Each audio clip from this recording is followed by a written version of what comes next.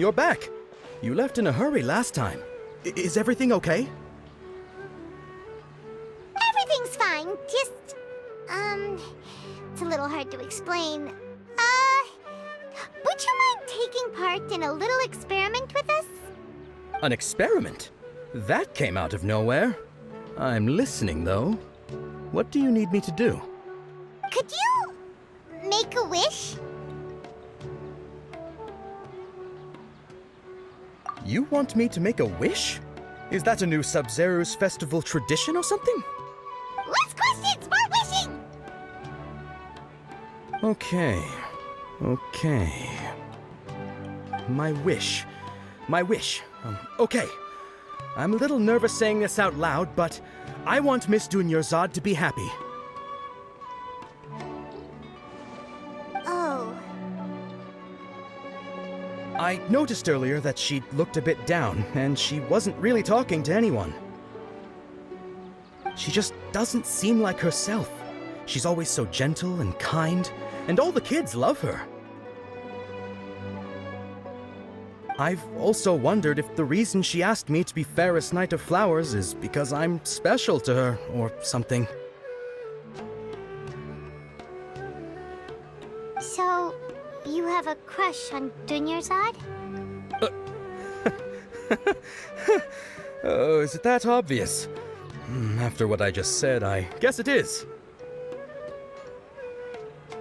When she placed the hat of the Knight of Flowers onto my head, she said to me, "I want everyone to have a happy Sub-Zero's festival." What she didn't realize was that I'm not that interested in how everyone else feels. In that moment, I just wanted to be her Knight of Flowers for the rest of my life. 50 years, 100 years, I'll serve her till the end of time. Okay, yeah, that was a bit much. Felt like the right moment to get it off my chest, but that was pretty embarrassing. Okay, I'm ready to make my wish. I would like Miss Dunyarzad to appear in front of me right now with a smile on her face. Here goes. Please come true. I'm gonna open my eyes. Oh, you're... What? Fucky? Sorry, but only one portion of Yelda candies per person. Back home you go. Nice try, you two. Anyway, never mind. I don't need to see her appear right in front of me. As long as she's happy. Guess he isn't the host of this dream after all. Should have expected it wouldn't be this easy.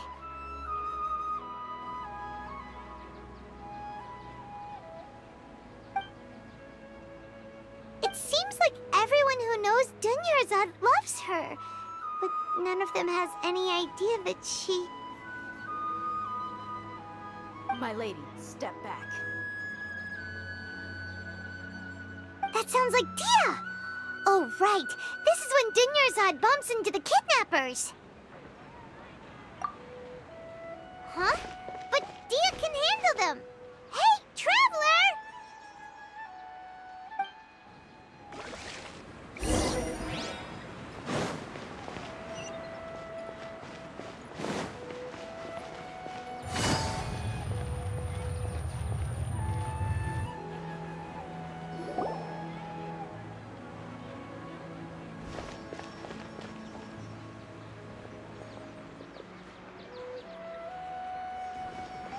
Oh, it's you. Great timing.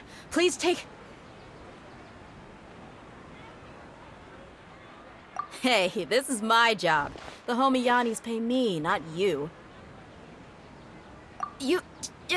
Fine, alright. Knock yourself out. Why are you so worked up anyway? It's not like I don't trust your fighting skills. Anyway, watch yourself.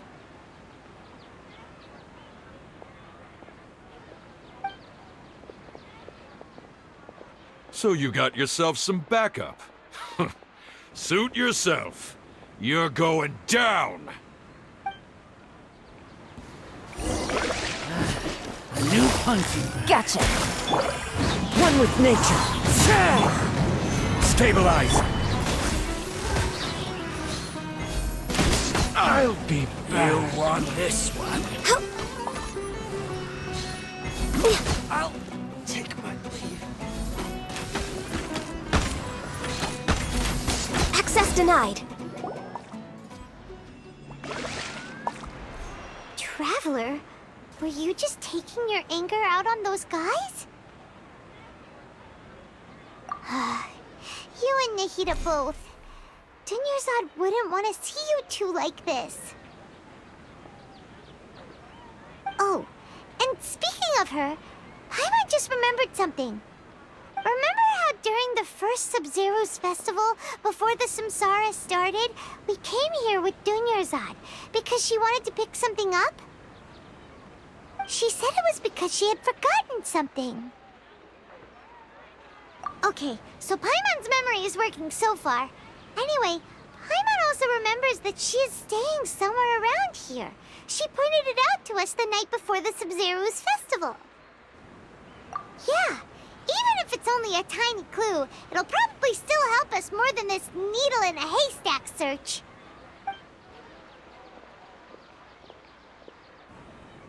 This is the place. It's rude to enter other people's spaces without permission, but desperate times call for desperate measures. Hey, the windows are unlocked. Okay, Paimon's gonna take a peek inside.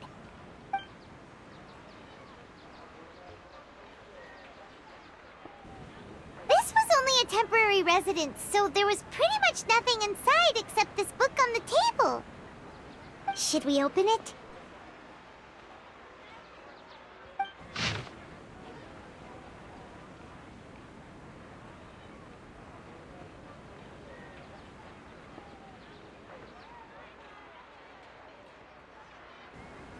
Wow. Dunyarzad wrote all of this. Sounds like she was always thinking of us even while we were away. Even though she was also busy preparing for the Sub-Zero's festival and had all her health problems to worry about.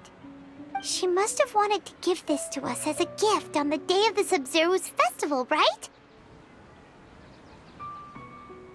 If we hadn't found this book, we never would have known. But now that we know, we can't even thank her. Hey! Where are you off to now?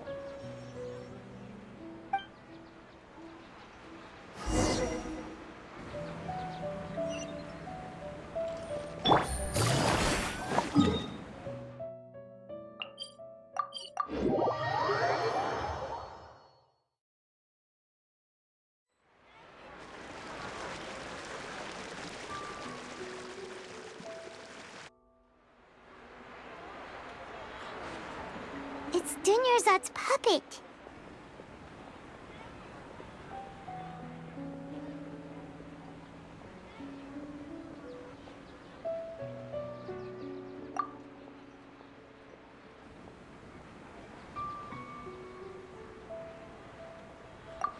Traveler? You must be exhausted. Come to think of it, we've been stuck in this place for a really, really long time. Heck, even the last time we were chatting happily with Dunyarzad feels like an eternity ago.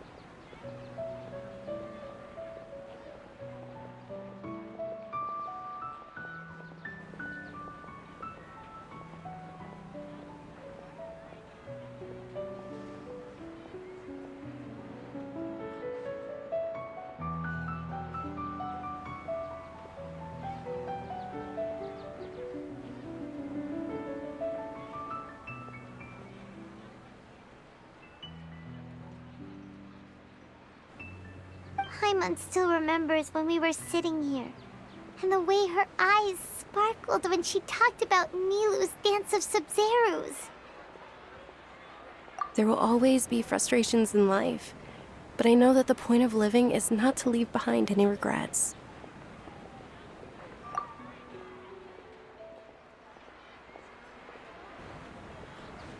That's what the real Dunyarzad said, wasn't it? Does that mean... Yes, Traveler. What is it? Oh, so she's still just a puppet. But just now, how come...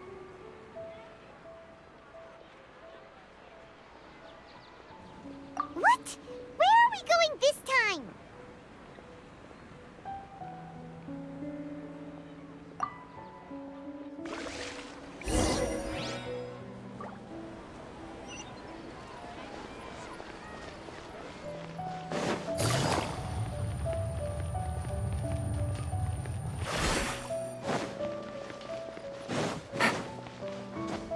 Take it easy.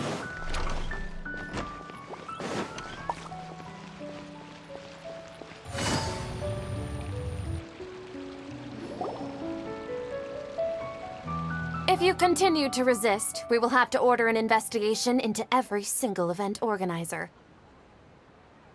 The Grand Sage has already granted you much leniency. I advise that you exercise tact. How did things turn out like this?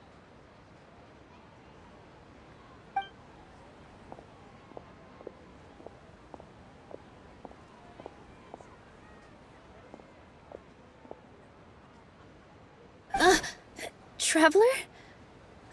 You don't have to get involved. He's a sage from the Academia.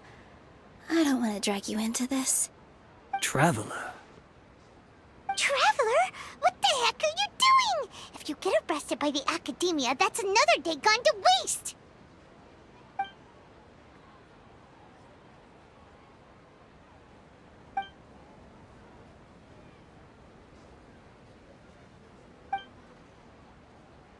Wait, they're not reacting. Have they been scared stiff? Oh, of course! If this is the Sage's plan, they wouldn't put themselves through this. So they're just substitutes. What is this? What happened to the Grand Sage and his entourage?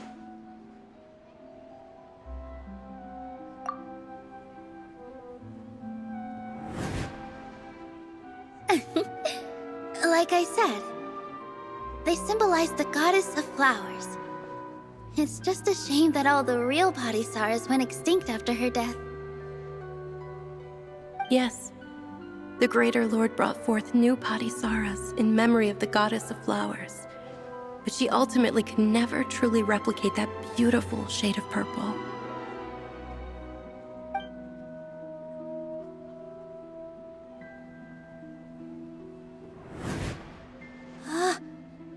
Beautiful shade of purple. Aren't these flowers real Padisaras? Just like the ones from the legend? I didn't even notice. Dunyarzad, did you find these? But didn't you just say all the real flowers went extinct after the goddess of flowers passed away? So, how? Yeah. What's going on here? Huh? You guys are acting weird. But okay, I'll try.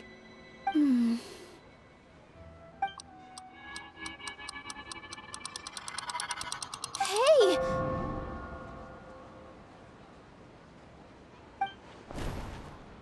They disappeared! So Nilu's the host. What a surprise! Purple Padisaras don't exist in the real world anymore. But in Nilu's subconscious, they can appear as decorations on the stage. It's just like the example Nahida told us. People assume there will be food on a plate, and Nilu assumed there would be real Padisaras in the flower pots. So when you saw the flowers, you instantly knew it was Nilu? But if we want to end the samsara, we need the host to become aware that they're dreaming. How should we make Nilu realize that? Am I dreaming? Huh? So I'm right. Is this Lesser Lord Kusanali responding to our celebration of the Sub-Zeru's festival? Wrong guess, but you aren't completely wrong either. The point is, what made you think this is a dream? As far as you know, people in Sumeru don't dream, right? Yeah, but have you heard the tale of the first sage? To prevent a calamity, he went on a journey to find the Dendro Archon. Ooh, sounds familiar. Dunyarzad told us a story like that when we first arrived in Sumeru City. So it was about the first sage, huh? Yep, but in the part you heard, he hadn't become the first sage yet. There's more to the story. His piety and wisdom were acknowledged by the Dendro Archon, and she finally gave her blessing to him. All kinds of spectacular scenes appeared in front of the first sage, as if all the knowledge in the world was being painted onto a canvas right before him. He was captivated. After who knows how long, he mastered all the knowledge he could comprehend. Afterward, he said to the Dendro Archon, "I miss my parents, my wife, and my children. I've been away from home for far too long. They must be worried." The Dendro Archon smiled. The next second, the sage found himself lying in his bed, as if he had just woken up from a dream. His wife, lying next to him, said, "You're off to search for the Dendro Archon today, aren't you? Have a safe journey, my love." In the end, the first sage took care of many disasters in Sumeru City and founded the Academia. What a happy ending. So, the first sage was dreaming ever since the beginning of the story? He never went on his journey? Yes, but his faith and determination were conveyed to the Dendro Archon, so she blessed him in the form of a dream. Paimon understands where you're coming from now. That's a really interesting connection. But we really gotta wake up soon, like the sage in the story!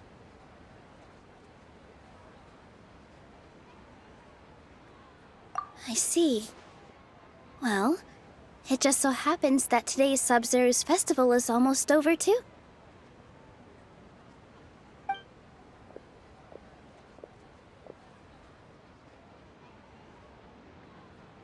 Since we're in a dream, let's make this final dance of Sub-Zeru's as beautiful as we can.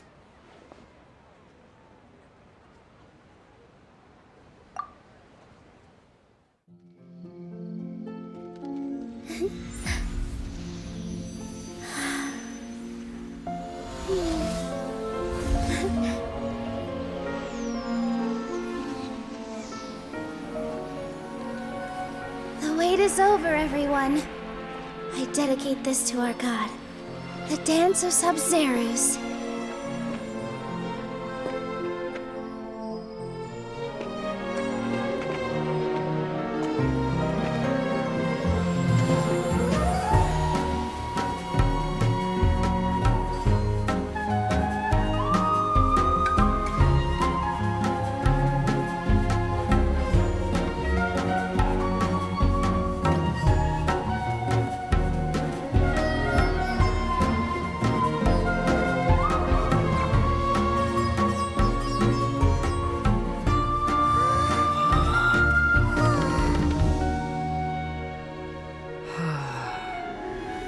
I'd be lying if I said I had no regrets. I would have loved to see Nilou's dance.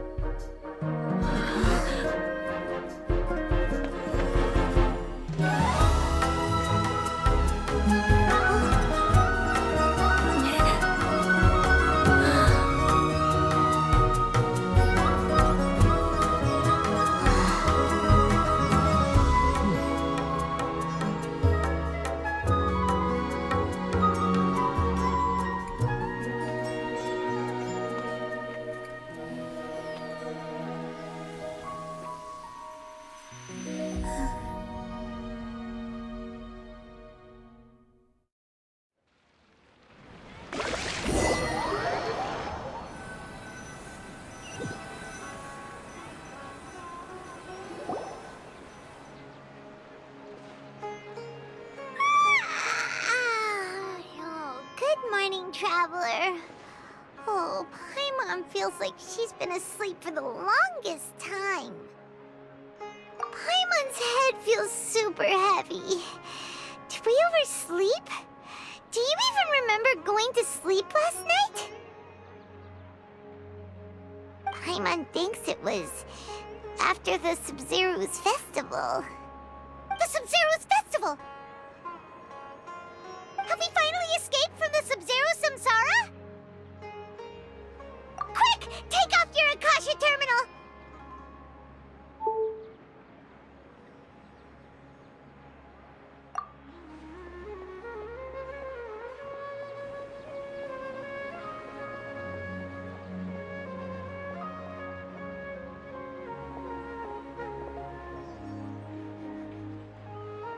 She's not in her room.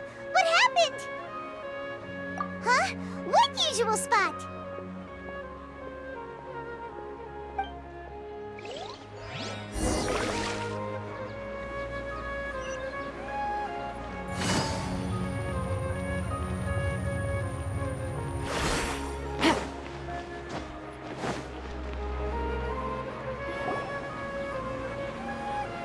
Well done, Traveler and Paimon. And thank you, Dunyarzad, for organizing the Sub-Zero's festival for me.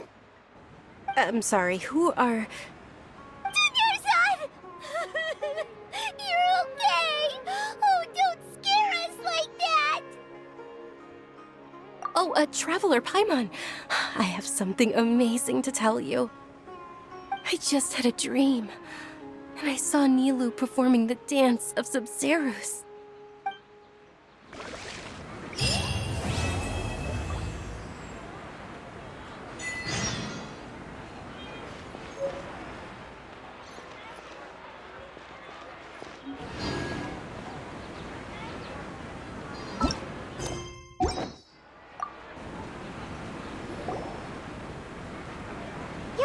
Actually Nahida, aren't you?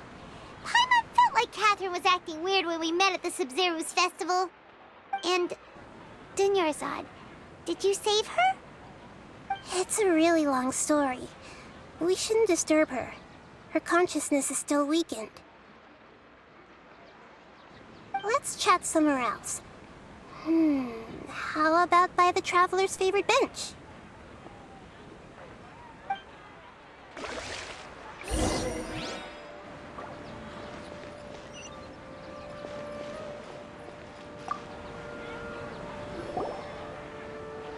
What's going on? Why are you two so excited to see me? Hasn't it only been a night? It's actually been much longer than that. Oh? Strange. Was I really asleep that long? No wonder I have such a headache.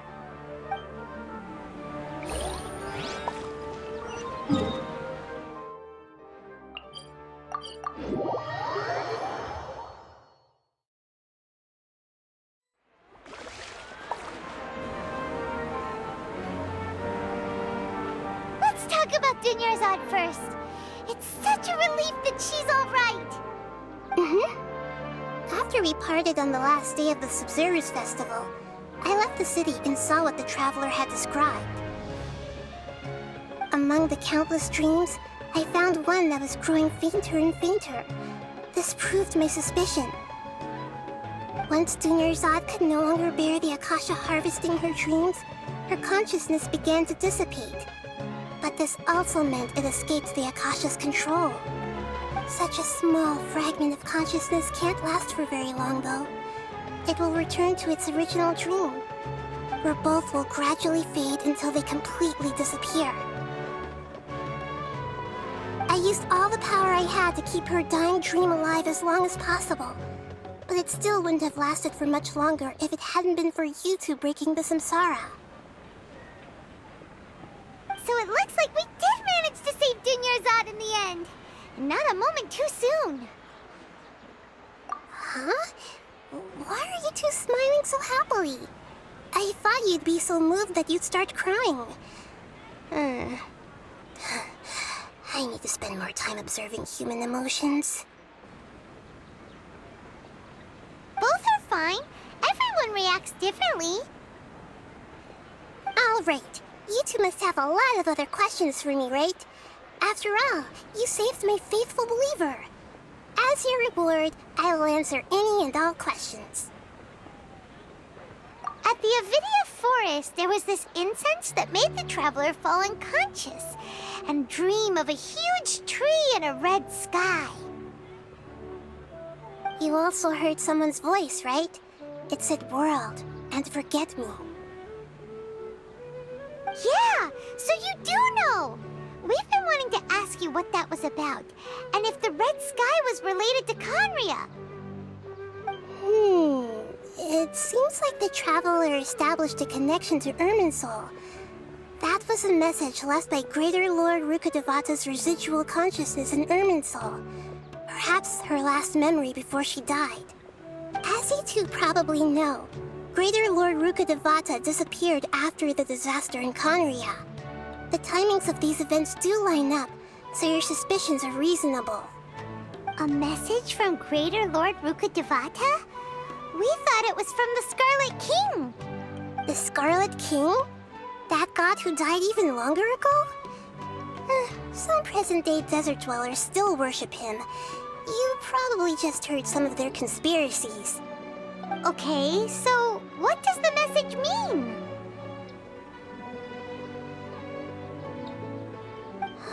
I still haven't managed to decipher it. Even the Akasha isn't currently capable of doing that. Greater Lord Rukkhadevata's residual consciousness in Irminsul seems to be contaminated with something that has a very dangerous aura to it. Many devoted scholars go mad as soon as they connect their consciousness. I've warned the Academia about this many times, but people still keep falling victim to it. But I believe this is the key to saving Irminsul. That's why I've kept trying to decipher it. So the tree in the vision was Irminsul? Oh, Tainari also said that Irminsul is sick! Is it because of the contaminated consciousness? But even if you can't figure out what that vision was all about, it seems like our search for you was all in vain. The Traveler wasn't affected after coming in contact with that consciousness. I've never seen anyone like that. With you here, we may have a chance at deciphering it. No, we must decipher its secrets. I've already eliminated all other factors that might affect Irminsul. This is the only one left. This puzzle has life and death at stake. It could determine Irminsul's fate, as well as Tevat's. To be accurate, I'm using the Akasha as a medium to occupy Catherine's consciousness. How did you do that? Poor Catherine. Does this mean you can also occupy other people's consciousnesses? Theoretically, I can enter anyone's mind as long as they're wearing their Akasha terminal. The Akasha is the legacy of Greater Lord Rukkhadevata. As Lesser Lord Kusanali and the first Akasha terminal, my consciousness has always been linked to the Akasha. I've always respected my people's free will, so I've never actually occupied their consciousness. When necessary, I just borrow this bionic Snezhnayan puppet. Hold on. Did we just learn some deep, dark secret? So Catherine is... No wonder Paimon felt something was off about her. What about your own body? Why do you need to borrow other people's? Don't you live in the sanctuary of Surasthana? That story begins a long time ago. After Greater Lord Rukkhadevata disappeared, the sages found my newly born self and took me back to Sumeru. At that time, I was young and weak. The sages kept me in the sanctuary of Surasthana, ostensibly for the sake of protecting me. But I've hardly heard from them since. However, I do understand that they had hoped to find Greater Lord Rukkhadevata instead of me, a symbol of her passing. So, the sages basically put their new Archon under house arrest? How dare they! Why don't you teach them a lesson, Nahida? In some ways, they aren't wrong. Greater Lord Rukkhadevata was omniscient and omnipotent. Even after her death, the Akasha is still empowering this nation. And I'm still really far away from being able to call myself the God of Wisdom. Moreover, the Academia is also more proficient at governing this country. Yeah, you got a lot of believers. Just look at the Sub-Zero's festival. Everyone who showed up truly loves you. Thank you for the kind words. But I honestly don't need physical freedom as long as I can connect my consciousness to the Akasha. Trying to find a way to save Irminsul is my life's mission and top priority. I will work on that, and try to live up to being a deity in the meantime. Every once in a while, I will also take up the duties of the God of Wisdom and enlighten a lost soul here and there. There's never been any big problems with the Academia's governance of Sumeru. This is the first time I've seen them step out of line. I wonder what caused them to go down this path, and what they hope to achieve. Even though the city's residents haven't noticed anything strange, if the Traveler hadn't broken the Sub-Zero's samsara, the situation could have become dire. I tried to do some investigating in the Akasha, but I couldn't find anything suspicious. And all the people of interest seem to purposely avoid wearing their Akasha terminals. I think they're deliberately trying to hide something. Oh, that reminds Paimon. In Gandharvaville, there was a sage who had invited Kainari to join some kind of project. Could it be related? Regardless, I need to first investigate the sage's motives, make things right, and punish them if needed. But I'll have to be discreet, or they'll see me coming. You mean how the Akasha stops you from having dreams? Yeah, it's been such a long time. No one's noticed something's up? It's not that no one noticed. It's more like no one cared. Ultimately, it's all rooted in the sage's misdirection. Misdirection? The sage has convinced everyone to believe that being unable to dream is a sign of rationality and wisdom. Not dreaming is a badge of honor in Sumeru. Even if the truth is that their dreams are being reaped by the Akasha. With their propaganda in place, the sages can maximize their use of the Akasha to facilitate their research. Besides, Greater Lord Rukkhadevata must have created the Akasha in the hopes that it could be used to its full potential. That's why I've never come out strongly against this.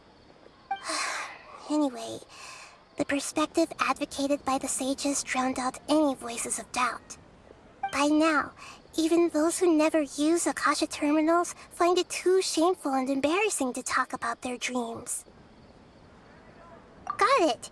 I hope my answers were satisfactory, seekers of knowledge. To be honest, maintaining Dunyarzad's fading dream took a lot of mental energy. I think I may need to rest for a while. Oh, and you don't need to worry too much about the sage's activities for now. The Akasha won't be able to conduct another project on the scale of the Sub-Zero's samsara in the immediate future. Go and get some sleep. Leave everything to us. What a relief. This is truly the most exhausting birthday I've ever had. Traveler? Paimon? Why am I here? Do either of you know? Maybe you were sleepwalking. You know you can't wake up a sleepwalker. We happened to walk by, so we thought we'd wait for you to wake up. I see. Huh. I should visit my maintenance personnel sometime. Oh, I'm fine. I better go. Thank you.